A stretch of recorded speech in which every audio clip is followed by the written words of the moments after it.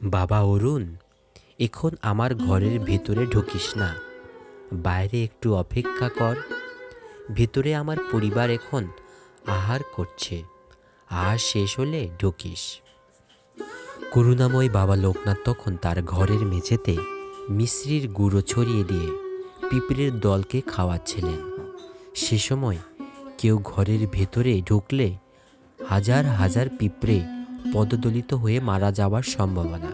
সে দিনটিতে বারোদির জমিদার অরুণ কান্ত নাগমশাই বাবার আশ্রমে এসে তাকে দর্শন করার অভিলাষে সোজা ব্রহ্মচারী বাবার ঘরের দরজার কাছে পা ফেলতেই ভেতর থেকে বাবা চেঁচিয়ে এ উক্তিটি করেছিলেন। সেদিন ওই পিঁপড়ের দল যতক্ষণ না আহার শেষ করে অন্যত্র সরে পড়েছে, ততক্ষণ লোকনাথ বাবা অরুণবাবুকে ভেতরে ঢোকার অনুমতি দেননি। নাগবাবু বাবার উক্তির অর্থ বুঝতে পারলেন না। তিনি ভাবলেন হয়তোবা কোনো কুলবধূ বাবাকে দর্শন করতে এসেছিলেন, এখন বোধহয় বাবার প্রসাদ খাচ্ছেন। যা হোক, বাবার আদেশ মেনে ঘরের সম্মুখের বারান্দায় বসে অপেক্ষা করতে লাগলেন। ফলে দেখতে দেখতে গুটি ঘন্টা পেরিয়ে গেল।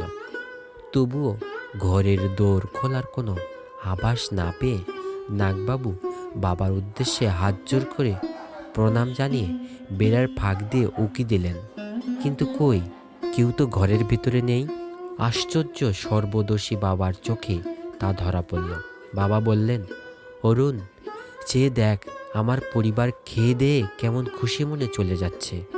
বাবার ইঙ্গিতে নাগবাবু তাকিয়ে বিস্ময়াভিভূত হয়ে দেখলেন সারিবদ্ধ পিঁপড়ের দল ঘরের দরজা ছাড়িয়ে চলে যাচ্ছে।